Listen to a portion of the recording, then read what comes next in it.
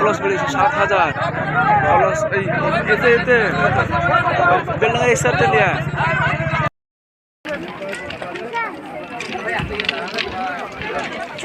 ওইখানে চলে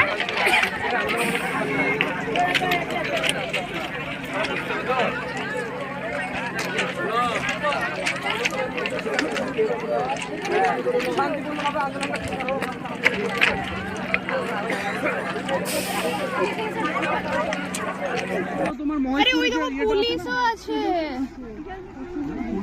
পুলিশও পালাচ্ছে, পুলিশও পালাচ্ছে। হ্যাঁ হ্যালো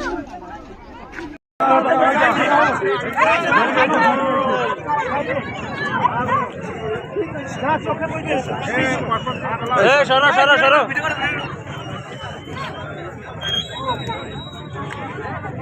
আরে একটু সর, স্লোগান দিয়ে ফেলবে। স্লোগান দাও, স্লোগান দাও, স্লোগান দাও, স্লোগান দাও, স্লোগান দাও।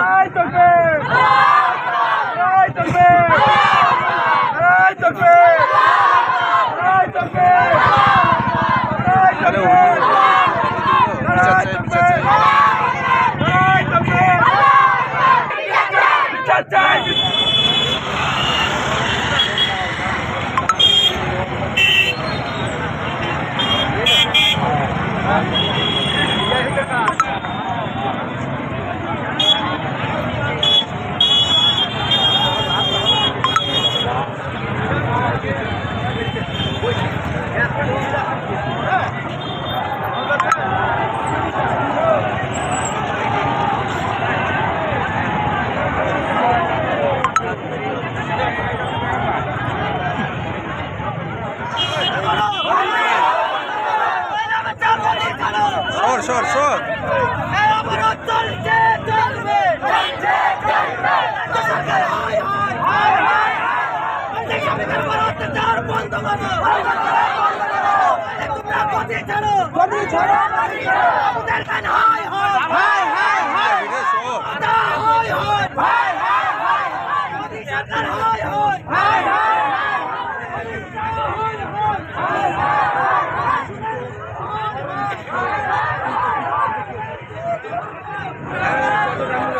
সাইডে সাইডে নিয়ে আনছি।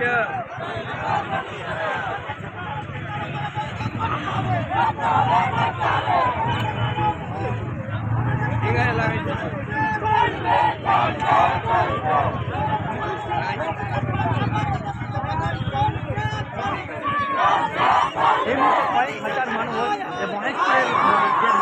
সেখানে কিন্তু একটাই দাবি তাদের, যে আমাদের যে বাঙালি পরিযায়ী শ্রমিক তাদের উপরে অত্যাচার বন্ধ হচ্ছে না কেন?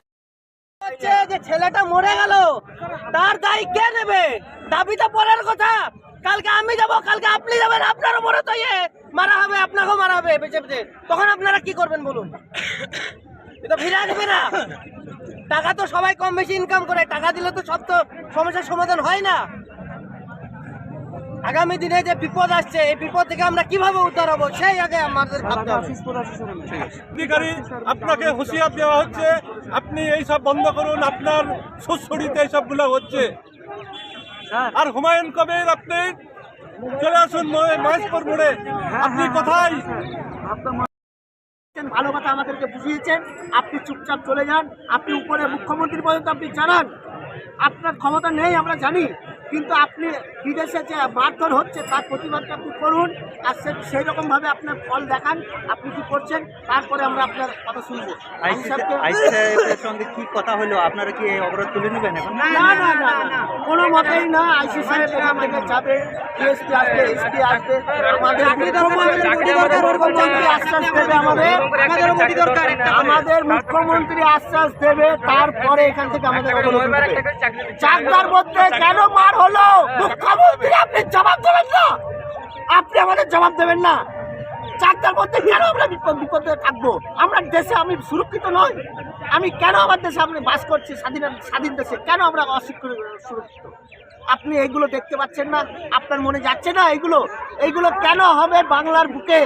বাংলার বুকে, চাকদার বুকে, আজকে গঙ্গার পাড়ে কেন এইগুলো হবে? কেন এইগুলো আমরা সহ্য করবো? আজকে কালকে এতে হয়েছে, আমাদের কুমারপুরেও হয়েছে, এইগুলো হচ্ছে আপনি দেখতে পাচ্ছেন না? আমরা কত মাথা ঠান্ডা রেখে আমরা সমাজটাকে সাজিয়ে রাখবো, কত মাথা ঠান্ডা রাখবো? আমার বাড়ির পাশে মারছে, আপনি এইগুলো দেখতে পাচ্ছেন না? এইগুলো আপনি আগের থেকে যদি ব্যবস্থা নিতেন। শুভেন্দু অধিকারী অধিকার দিচ্ছেন, আপনি শুভেন্দু অধিকারীকে পুশ করছেন, এটা বোঝা যাচ্ছে। বাংলার আপনারা যেটা চাইছেন সেটা বাংলার মানুষ কখনোই করবে না। কখনো আমরা একসঙ্গে ভাইয়ের ভাই হয়ে আমরা থাকি, এখানে অনেক হিন্দু ভাইও আছে, আমরা হিন্দু মুসলিম একসঙ্গে আমরা গলা মিলিয়ে আমরা এখানে থাকি। আপনারা এটা কেন অশান্তি করতে চাইছেন বাংলার বুকে? আমরা বুঝতে পারছি না। কারণ আপনাকে এতদিন বলিনি আমরা, এখন কেন বলছি যে আপনি বিজেপির সঙ্গে আপনি আছেন, তার প্রতিবাদ করছেন না। অসীম সরকারকে কেন আপনি গ্রেপ্তার করলেন না এখনো পর্যন্ত? এত বড় একটা মন্তব্য করলো। আমরা মুসলিম সমাজ, আমরা কখনো শান্তি চাই, আমরা কখনো কোনোদিনকে কার সঙ্গে মারপিট যেতে চাই না। আমার সবাই ভাই, মুসলিম ভাই আমার যেই রক্তের যেটুকু সম্পর্ক, আমার হিন্দু ভাইও তাই, আমরা সেই রকমভাবে চলতে চাই। আর আজকে আপনি অসীম সরকার এখনো পর্যন্ত আপনি গ্রেপ্তার করলেন না, সে একটা প্রতিনিধি, তাকে আপনি ছেড়ে দিচ্ছেন। সাধারণ মানুষ তো করবে এইগুলো, কেন করবে না? সাধারণ মানুষ তো বলবেই, কারণ আপনি এত বড় একটা লোক বললো, তার বিরুদ্ধে আপনি এখনো পর্যন্ত কোনো স্টেপ নেওয়া হলো না, কেন এইগুলো করবে? বাংলার বুকে এইসব জিনিস আমাদের বাংলার মানুষ মেনে নেবে না। আমরা আইসি সাহেবকে বলছি, আপনি সম্মানীয় ব্যক্তি, আপনি এখানে এসছেন, ভালো কথা, আপনাকে শ্রদ্ধা করি, আপনার বোঝালেন, আপনার কর্তব্য আপনি করলেন, আপনার কর্তব্য এবার আপনি করেন। এই মুহূর্তে মুসলমানদের মুখ হয়ে উঠেছেন হুমায়ুন কবির, কেন করবো? রাজনৈতিক ব্যাপারটা পুরোপুরি আলাদা, রাজনৈতিক বিষয়টা পুরোপুরি আলাদা না। মসজিদের পাশাপাশি হুমায়ুন কবির রাজনীতিও তো করছেন। রাজনীতি করছেন, আমার বাংলা, আপনার জাতির জন্য রাস্তায় নামবেন না? উনি রাজনীতি হয়তো করছেন, করুক। আজকে এই দুর্দিনে পাশে কে, আপনাদের মুসলমানদের পাশে কে থাকবে? কাকে চাইছেন আপনারা? আমরা তো কেউ নেই, আমরা জনগণ আছি। আমরা দেখেছিলাম এখানে ইউসুফ পাঠানকে ভোট দিয়ে, আজকে তার মুখে কোনো কথা নেই। ইউসুফ পাঠান আজকে নেই, এত বড় ঘটনা এখানে এখনো এমএলএ কোনো পাত্তা নেই। আজকে আমরা বুঝে নিয়েছি মানুষকে কার কাজ করতে চাইছে, তাই আমরা চিন্তা ভাবনা করছি। আমরা আমাদের হয়ে কেউ নেই, আমরা সাধারণ মানুষ। কি কোনো নেতা আছে বলে মনে হচ্ছে?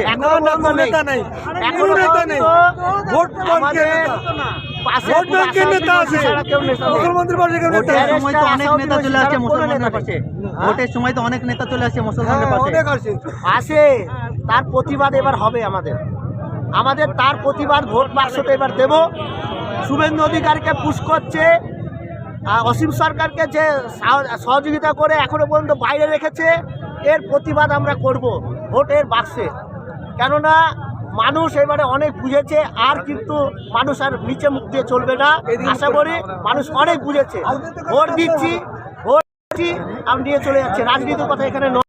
আমরা এখানে ডেড বডি নিয়ে কিন্তু আন্দোলন করছি, রাজনীতির কোনো কথা নয়। তাই বলছি, মসজিদ যেটা হচ্ছে আবেগের জায়গা, রাজনীতি যে করবে সে করবে, তার নিজের হৃদয়ের ব্যাপার। মসজিদে আমরা সাপোর্ট করব, আগামী দিন আরও করে যাব। মসজিদ কারো ক্ষমতা নেই আমাদের মসজিদ রোখার, আমরা মন প্রাণ দিয়ে মসজিদকে সাপোর্ট করে যাচ্ছি। মসজিদকে দখল করে আগলিয়ে রাখা আমাদের কর্তব্য মুসলিম হিসাবে। আমরা ওই মসজিদ নয়, শুধু বাবরের মসজিদ নয়, ইন্ডিয়ার মধ্যে যতগুলো মসজিদ আছে সেই পৃথিবীর মধ্যে কোনো মসজিদে যদি একটা আঘাত হয় আমাদের হৃদয়ে যেমন লাগে, বাবরি মসজিদের মধ্যে যদি যেদিনকে আমাদের ধ্বংস করেছিল আমাদের হৃদয় যেমন কেঁপে উঠেছিল, আজকে বাবরি মসজিদ তৈরি করছি হৃদয়। আপনার পরিচয়টা দিন, আপনার পরিচয়টা দিন। আমি এখন সাধারণ মানুষ, আমি এক পলিটিক্সের মধ্যে আছি, এখন কি নাম? আমার নাম মোহাম্মদ মুস্তাফা শেখ, বাড়ি এখানে। লোকাল এমএলএ কি যোগাযোগ করেছে আপনাদের সঙ্গে? লোকাল এমএলএ কি না, এমএলএ বলছে আদার্স আর কিছু নাই, ওদের ভোটার বললো না, ওদের কোনো দেখার দরকার নাই। দরকার থাকলে এখানে আজকে শ্রমিকরা হেনস্থা হচ্ছে, তার জন্য দায়ী আবু তাহের খানকে। কেননা ব্যক্তিতে আন্দোলন গিয়ে হেনস্থা হচ্ছে, বিশেষ করে মুর্শিদাবাদবাসী। এই মুর্শিদাবাদবাসীকে হেনস্থা করার জন্য দায়ী হচ্ছে আবু তাহের খান আর মাননীয় মুখ্যমন্ত্রী। কেননা তিনি চায় যে মুসলমানদেরকে বিজেপি শাসিত রাজ্যে হেনস্থা করা হোক, তাহলে মুসলমান সমাজ ভয় করে আমাকে মসনদে বসাবে, আমার ভালো হবে, আমার সিট আরও বাড়বে। এই আগামী দিনে এই জনগণ মমতা ব্যানার্জিকে এবং বিজেপি সরকারকে এবং অন্যান্য যারা রাজনৈতিক দল আছে যারা শাসক দলের গোলামি হয়ে কাজ করছে তাদেরকে আগামী দিনে মুর্শিদাবাদের জনগণ জবাব দিয়ে দেবে। এই বিপদের সময় এমএলএ কে পাশে পাচ্ছে না, আমাদের এমএলএ তো একটা কাপুরুষের ধরনের লোক। প্রায় আমরা দেখেছি যে বেলডাঙ্গার থানায় বেলডাঙ্গা ব্লকে অনেকগুলো মানুষকে এরকম মারা হলো, হেনস্থা করা হলো। গত পরশুদিন বেনাদয়ের একটা ছেলেকে আপনার চাকদায় নামিয়ে মারা হলো। কিন্তু আমাদের এমএলএ নাম করে বলছে হাসান, উনি ঘুমের ট্যাবলেট খেয়ে বসে থাকেন, উনি তো কলোনিতে পড়ে থাকেন। তাহলে এখানে মানুষের ভালোবাসা কি করে বুঝবেন যে আমরা হাজার হাজার মানুষ ওকে ভোট দিয়ে বিধানসভায় পাঠালাম কেন? যে আমাদের হয়ে মুর্শিদাবাদবাসীর হয়ে বেলডাঙ্গা মানুষের হয়ে আওয়াজ তুলবে, কিন্তু তাকে বিধানসভায় কোনোদিন আমরা দেখতে পাই না, কোনো নিউজেও দেখতে পাই না। কেন কেন এগুলোর কারণ কি? এই মুহূর্তে কি চাইছেন আপনারা? আমরা চাইছি এই যে ছেলেটা চলে গেল, এই ছেলেটা তো আর ফিরে আসবে না। এর জন্য যারা একে মেরেছে আমরা রাজ্য সরকার এবং কেন্দ্রীয় সরকার কাছে দাবি করছি, যারা মেরেছে তাদেরকে আমরা ফাঁসি চাইছি। আমাদের একটাই দাবি, তাদের অবিলম্বে ধরে বের করে তাদেরকে ফাঁসি ধরিতে ঝুলানো, এটাই আমাদের দায়ী। আর যারা পশ্চিমবাংলার মুখ্যমন্ত্রী আছে, যদি এই অত্যাচার বন্ধ না হয়, উড়িষ্যা বলেন বিহার বলেন, আগামী দিনে আমরা এই মুর্শিদাবাদের মাটি থেকে এমন আন্দোলন করব যেখানে বিহারি পাবো, উড়িয়া পাবো, আমরা মারকে বদলা মাল দেবো।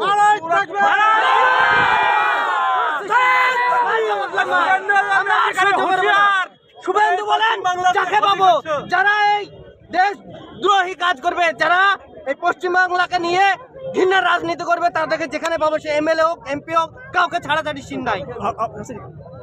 কি নাম আপনার? আমার নাম এমডি নাজমুল হক। কি কারণে রাস্তা অবরোধ? আজকে দেখেন এই যে বাচ্চাটা পেটের দায়ে বাইরে কাজ করতে গেছিল, তাকে আই কার্ড দেখাতে বলা হয়, আই কার্ডে মুর্শিদাবাদ ঠিকানা থাকার কারণে তাকে আজকে মুসলিম বলে পিটিয়ে হত্যা করা হল। মুসলিম বলে নয়, যেখানে পশ্চিমবাংলার মুর্শিদাবাদের বাইরে কাজে যাচ্ছে, মুর্শিদাবাদ নাম শুনলে তাদের অ্যালার্জি হচ্ছে। কেননা আমরা এই ভারতবর্ষের মাটির নাগরিক নয়, পশ্চিমবাংলা কি ভারতের ভূগর্ভ নয়, মুর্শিদাবাদ কি ভারতের অঙ্গন নয়? তাহলে কেন মুর্শিদাবাদবাসীকে নিয়ে এত ঘৃণা? এই মুর্শিদাবাদ একটা ঐতিহাসিক জেলা, নবাবের জেলা, কেন এই মুর্শিদাবাদবাসীকে এত অত্যাচার করা হচ্ছে? এর জন্য দায়ী আবু তাহের খান এবং যারা শাসক দলের এমএলএ আছে তারা যদি আজকে মুখ খুলতো, তাহলে এরকম বিশৃঙ্খলা। এই অবরোধ কতক্ষণ চলবে? এই অবরোধ আমাদের অবরোধ এই তো সবে শুরু, আগে এর থেকে পুরো মুর্শিদাবাদের টাকা আমরা জাম করতে রাজি আছি। কেননা এই যে অত্যাচার যদি বন্ধ না হয়, তাহলে আমরা ভাত তো খাওয়া, বাড়িতে তো দূরের করে এখানেই খাবো, এখানেই ঘুমাবো, এখানে মরবো, দরকার হয় জীবন দিতে রাজি আছি। এই বিষয়ে প্রশাসন কি কিছু বলেছে? প্রশাসনের ভূমিকা কি? আমরা অবরোধ করছি, যখন ছেলেটাকে মারা হয়েছিল তখন প্রশাসন কোথায় ছিল? প্রশাসন আজকে বলছে অবরোধ তুলে নাও, তখন প্রশাসন কি করে? আজকে বেলডাঙ্গার বুকে দেখেন কতজনকে মারা হলো, প্রশাসন কি করছে? প্রশাসন বলতে পারছে না রাজ্য সরকারকে, যে মশলাতে বসেছে তাকে, যে মানুষের উপর অত্যাচার হচ্ছে কেন? আজকে প্রশাসন এসে ডায়লগ মারছে যে অবরোধ করে কি হবে? তৃণমূলের লোক কোথায় আজকে?